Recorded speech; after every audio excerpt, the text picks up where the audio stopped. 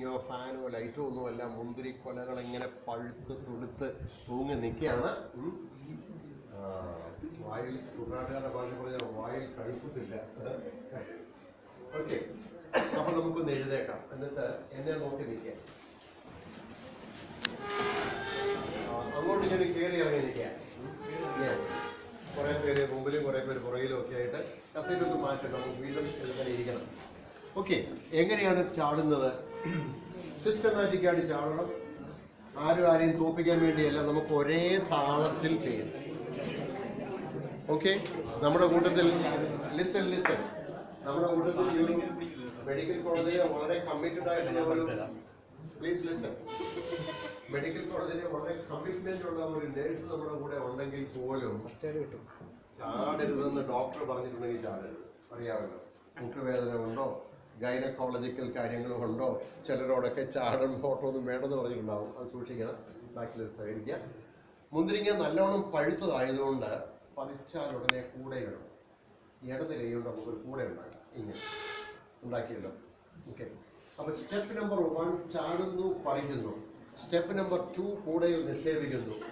Step number 3 ഒരു പ്രശ്നമാണ്. എന്താണെന്നറിയാമോ? നല്ലോണം പഴുത്തതായതുകൊണ്ട് ചിലപ്പോൾ 1-2 മുന്തിരിങ്ങ താഴെ പോകും. അത് താഴെ കുഴിഞ്ഞ് പെറുക്കിയെടുത്ത് കൂടെക്കകത്തിടണം. ഇനി ആത്മാർത്ഥമായിട്ട് ചാടുകയാണെങ്കിൽ ഞാൻ ചാടുന്ന പോലെ ആയിരിക്കും ചാടുക. ഓക്കെ, ഒന്ന് കാണുക എങ്ങനെയാണ് ആത്മാർത്ഥമായിട്ട് ചാടുന്നത്. എങ്ങനെയാണ്? ഒരു ശബ്ദത്തോടു കൂടിയാണ്. അങ്ങനെ ചാടും. പറിക്കുന്നു, കൂടെ നിക്ഷേപിക്കുന്നു. പിന്നെ എന്നെ പോലെ ചില പ്രായമായവരൊക്കെ കുനിയുമ്പോൾ ഒരു ചെറിയ ഞരക്കമൊക്കെ ഉണ്ട്. അതോടുകൂടി വേണം പെറുക്കിയെടുത്ത്. Okay, ready? 1 2 റെഡി 3. കൂടെ പിടിച്ചോ, കൂടെ 1 2 റെഡി 3. ഓക്കെ, കൂടെ ഇടാം. താഴെ പോയത് പെറുക്കാം. 1 more chance. കൂടെ ഇടാം. താഴെ പോയത് പെറുക്കാം. Last chance. കൂടെ ഇടാം. താഴെ പോയത് പെറുക്കാം.